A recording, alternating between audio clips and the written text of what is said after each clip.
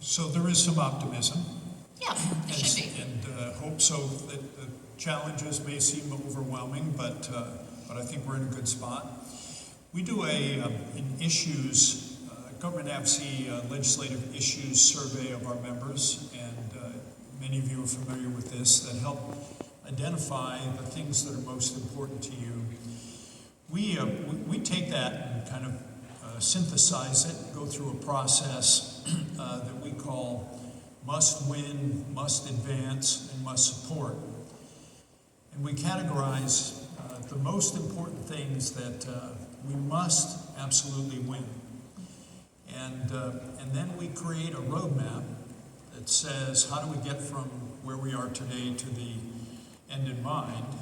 And maybe you could elaborate, Ann, a little bit about the must-wins that we have for commercial vehicle and HDMA. Yeah, we really had a great panel we put on with the HDMA staff in December where we talked to some folks about this. And they really are covered within this presentation, which you look at safety and safety technology, you look at fuel efficiency. And when I say this, folks, I don't mean that we're just checking off the Biden administration's goals on this. What we mean is the ability to negotiate and work through the issues with your view, your businesses in mind. And that's one of the technologies. Obviously, supply chain was another one. Workforce was another one. Trade 301 was a significant one. So the whole impact of the tariffs on goods coming from China is significant. And then access to repair was a significant one for the aftermarket within the heavy vehicle industry. So this year, thanks to the work with Richard Anderson, working with my team, we were able to divide it by our divisions, and that really helped a lot. But you know, the other part of it is too, we have to work with your customers. So we need to work with the vehicle manufacturers, we need to work with the engine manufacturers, and we need to work with ATA, because they're going to drive a lot of these priorities too. No pun intended. Yeah. No pun intended. So we have just a couple minutes before we break, our first break, and we've had a really great morning. We're off to a great start, but just a few questions from the audience. So why do commercial vehicles get sidelined during the discussion on automation?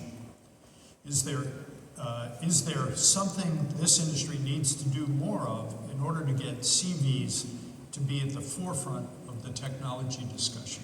Absolutely, absolutely, absolutely. So the reason you get sidelined, which is only in Washington could this kind of logic make any sense.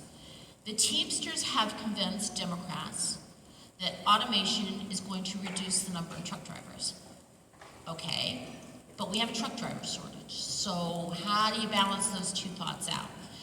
And there is a level of concern overall in the safety of fully automated vehicles.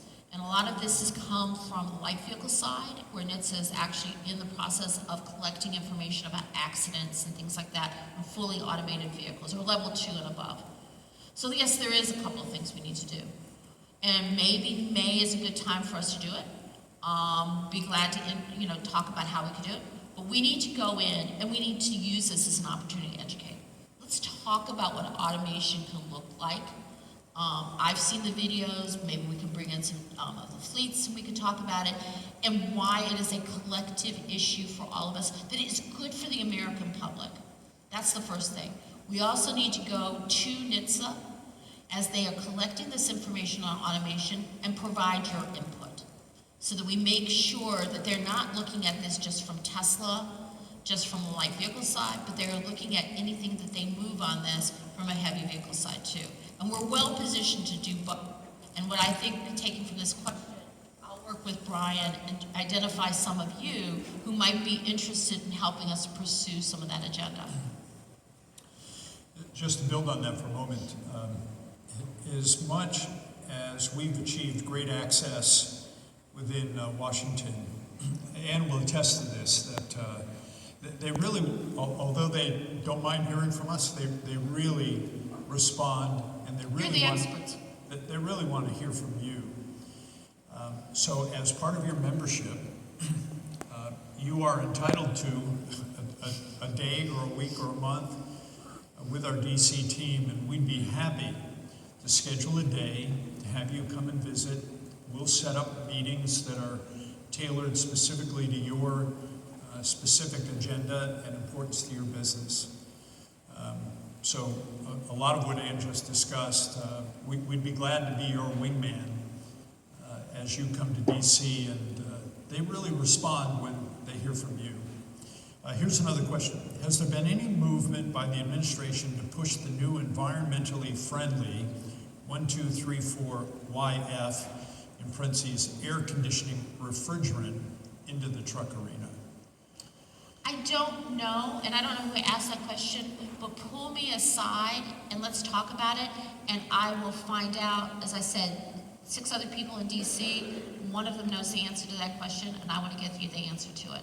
I wouldn't be surprised, but I don't know. So let's find out and get back to you. Stump the panel. Yeah, stump the panel, but give me your card, we can get the answer. Real quickly, aluminum continues to rise. One concern is that the Midwest transaction price, which is a warehousing and paper charge, has risen 400% to 32. This is a pure price gouge. Can you do anything with Congress to do anything? Yeah, so this, I think, is tied up in the whole steel and aluminum tariffs. We've got to make sure that we continue our push to eliminate those tariffs and to get a better exclusion. Well, there's a pretty good exclusion process in steel and aluminum, but to get a more robust exclusion process and an end, use one of Bill's terms, an end in mind. When are we going to eliminate these tariffs overall? I'd love to talk to the person who put that question in there, because we get lots of pain points on steel, fewer on aluminum. So I'd like to, pull me aside, let's talk about where we can get that information, because we need to put this into our overall advocacy efforts.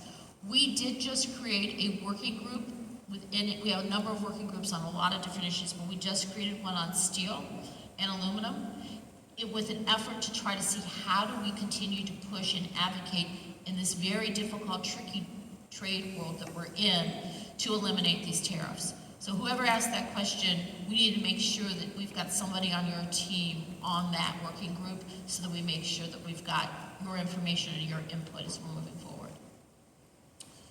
So, final question, and then we'll go to break. In the context of the current projected labor shortage in the U.S., what is the outlook for some type of immigration reform in the next 3 years? If no progress is anticipated in the near term, then what? I would say the opportunity this year is not there. I think it's very likely the Republicans will take over the House, maybe the Senate, and there might be an opportunity in that kind of atmosphere to find something in the middle and do it. As we all know, the last serious push was when George Bush was president. We're in his state, so we can say this.